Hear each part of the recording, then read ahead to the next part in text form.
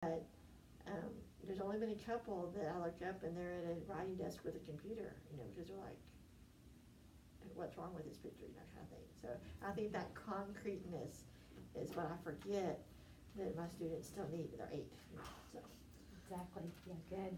So you were saying your takeaways were the understanding that things still need to be really concrete for young children. What did you think went well this last week? Well, they did get to a point where they weren't coming over, again, 90 to 95% of them are staying in their seat, or at least looking like they're doing work. I think the amount of work getting done has picked up. Like the amount of the students that have makeup work has significantly reduced on that. The amount of Lexia units, we're on Wednesday and we probably have a third of the kids that have already got their units, because they nail themselves in a chair and get busy instead of flitting around from, several of the kids would do one thing for 10 minutes and another thing for 10 minutes and they never could get locked into an assignment, so. I would agree. From the first time that you and I, the first day that we co-taught to yesterday, big improvement. Yeah. In fact, I wrote that on the board for the Yes, kiddos. yes. In 4 days, a lot Yeah. has happened. It made me excited because it was like, this does not need to be a month-long goal. This needs to be a very quick, intentional. Yeah, you've done an excellent job doing that. What would you refine? Like you were talking about, the kids are taking more ownership and you needed to make things more concrete. Mm-hmm. What would you still like to refine with the students, and why? I think probably the next step for me would be to almost, like right now we really only have 2 choices-ish. When we have our computer stations, we have our writing stations, we do have some individual desks for tests. But there's a couple of kids, like if we have a writing table, they may be working on different things and they get to chatting a little bit about that. So I'm almost kind of wanting to expand of like, maybe even talk to the kids about what does it take for you to be able to sit at a table or near somebody and still not visit. And I want them to understand the flip side of that too is if they're working on the same assignment and it's something that we do together, like our social studies weekly newspapers, is I do want them to collaborate about their work. But I don't want them to collaborate about a party or a birthday party that's coming up on the weekend. So I guess getting some more choices where it's not just computer or writing. But I think we needed to start out small anyway. But then also get into what's appropriate for collaboration and what's not appropriate for collaboration. And what's not collaboration, I guess, So. Great. What are some of the solutions to consider for student focus or engagement? We talked about how much better it has gotten even in 4 days, but still, like you were talking about them collaborating. Is it about their work or is it about the party? Right. So what are some of the solutions to consider to get the students focused and engaged, maybe for a longer amount of time?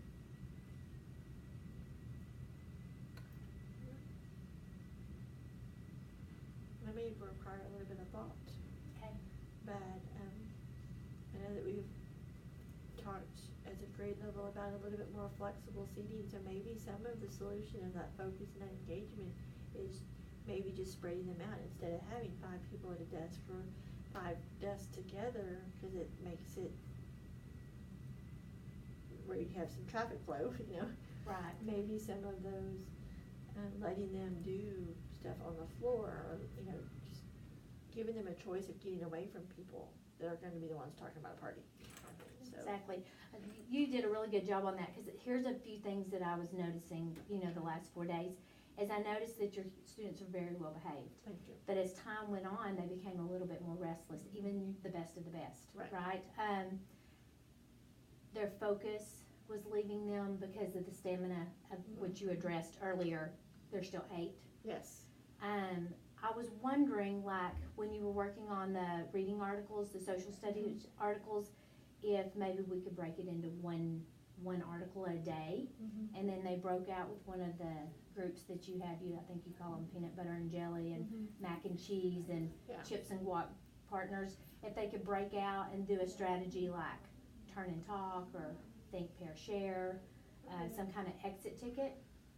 And if you feel like there's too many articles, maybe you could do a couple but at different times as transitions so that you can bring them, like you have their table groups, Mhm. then you have a group of two, and then I was thinking maybe they could Yeah. use some of those transitions. You may have better ideas, but kind of exactly what I was noticing is what you just said. I think our social studies needs to get a little bit deeper too, and incorporating that with the reading, I think that would be a good idea. I just had never thought about that, because it was almost like I wanna focus more on reading in ELA, but we still have to do this, so let's just get it out of the way and then get back to our reading, so, but. Right, but I thought that the social studies was highly, interesting, and I think the kids started out being, they wanted to talk about it, and they Yeah. were pretty interested in it. By later on in the social studies lesson, they were ready to move on. Yeah. And like you moved to HD Word, I Uh-huh. wondered if they could find a new partner, because some of the kids were, Tired of that person, yeah. a little bit, and give them somebody fresh to work with. Well, we had that other group that we've never Yeah. assigned, Yeah. What was it, Bacon and eggs, PB&J, mac and cheese, or chips and queso. it was a peanut butter and jelly, that's not assigned yet. Yeah. So we have the other three, we could definitely use that other, because I've been trying to figure out what to use with it. I had chosen originally to do that for task cards, but then they're not always working on the same thing with the task cards, so it was like, they could sit beside each other, but they aren't gonna collaborate because they're doing two different assignments, so. So I just thought, cause I thought your kids are really well behaved, and you have routines and procedures and expectations. But there's a limit to their, Ability to just Ability, sit yeah. still, I think, or keep that same stamina that they started with, so if they were like in smaller chunks. yeah, So, that's just something to think Mhm. about, and you may have other ideas, but those were things that came to that's a my good one mind. to start with, yeah. What are other options and possibilities, to keep the kids focused? Besides waiting about 5 years. Yeah.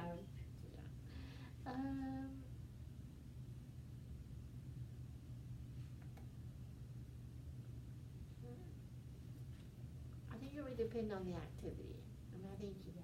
like you said, on the social studies where they're doing a lot of, listening to the videos and listening to all that, then maybe giving them an exit ticket or something that they are expected to do is gonna keep them more like, okay, I've gotta pay attention, versus just, and I've gone back and forth in the last couple of weeks with that, is every once in a while, especially when they're kinda getting a little antsy, like, I'm fixing to ask you a question about this, you better pay attention. And I notice that they're like, okay, I'm paying attention now, versus when I don't do that, they're like, okay, just get it over with, we're done. Yeah, perfect example of that is yesterday I came in your classroom a little bit early, and you had exit tickets going on with the Fable, Uh-huh. the interactive read aloud, Yes. and the kids were very attentive, Yeah. cause they knew that they had that sticky note, that exit ticket. Yeah. And I'm pretty new on exit tickets for whatever reason, because I always kinda thought it had to be more of a formal, like you had to print it out, you had to make copies and all that kinda stuff, and we already make a lot of copies anyway.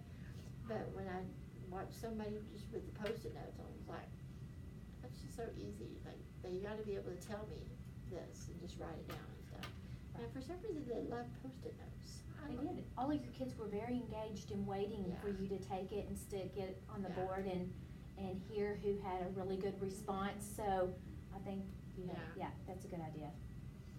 If you think of anything else, let me know and Yeah. I'll help you with it.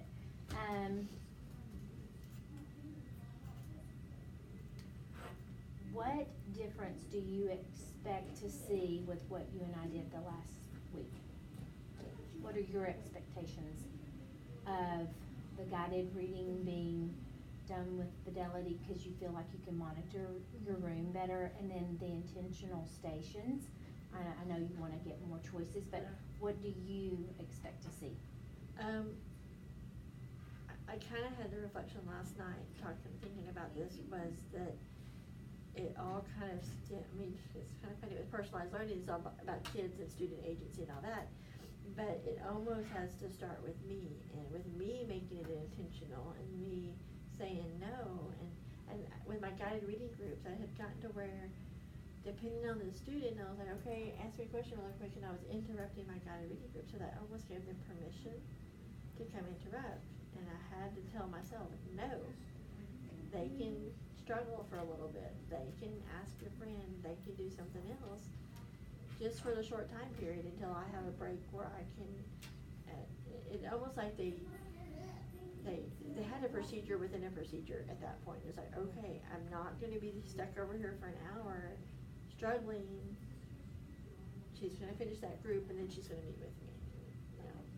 Which is one thing you said was your strength when you and I had met ahead of time, which I really do think was a strength. But that's to a pretty always stop quick and thing. facilitate kids and then go back. Yeah, that's been just recently that I have started that, you know, so that was a pretty new thing to begin with anyway, but it was working really well as to, when I was doing guided reading groups for almost an hour, you know, poor little Johnny's over here looking at this page, I don't even know how to start for a whole hour, it's a lot of wasted time.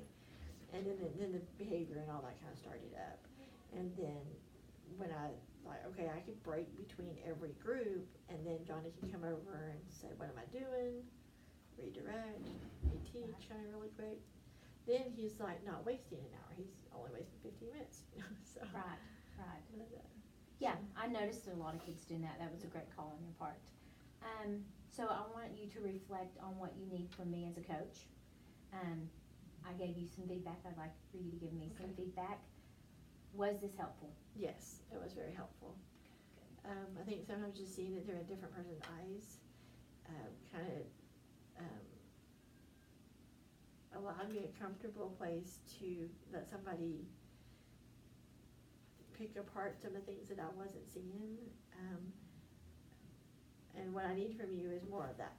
It's just to I would come love in that. and, I mean, because sometimes I think we kind of almost get into this routine of almost like a complacency, and then we don't realize that that's not the best way. We need to keep growing, just like our kids need to keep growing, and I don't want to do that. I mean, I don't want to be just like, okay, this is good, this is working, when it could be awesome, you know. Good.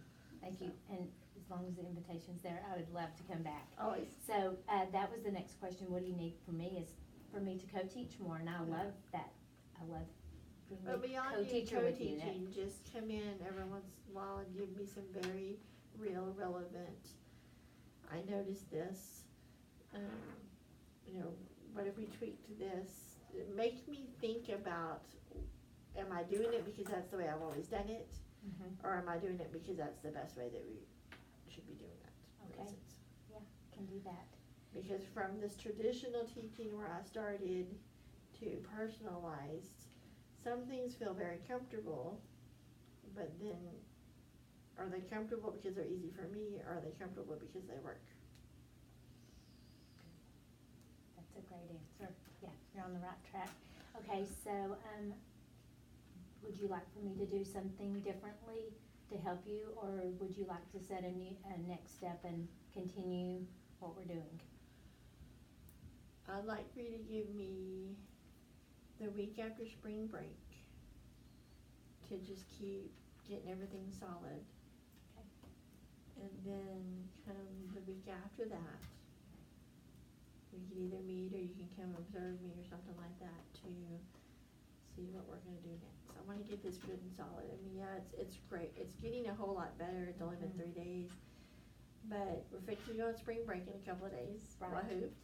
But I wanna see that if we can come back on that Monday and Tuesday, that they still have it. Or, I mean, and obviously, some of them we're still gonna have to remember, you know, go over those strategies again, cause we'll be out of school for a whole week. But, so give me that week to get them settled back down after being gone for a whole week, and then we'll figure out what is next. Okay, great. I'm gonna put the week after spring break. We're gonna solidify what we've done. First, Yes. Monday and Tuesday, Mm-hmm. we'll reflect and debrief, either Tuesday afternoon or Wednesday, and Mhm. decide if we wanna decide a next step. Yeah. Or keep doing what we're doing. Right, cause I don't want to move on to something else if this is not working the way it should be yet. Exactly. I wanna finish that goal first. Great, cause I put our goal was 1 to 2 weeks, and we've been together 4 days in class. Yes. So, Thank you, Charlotte, I Thanks. appreciate it.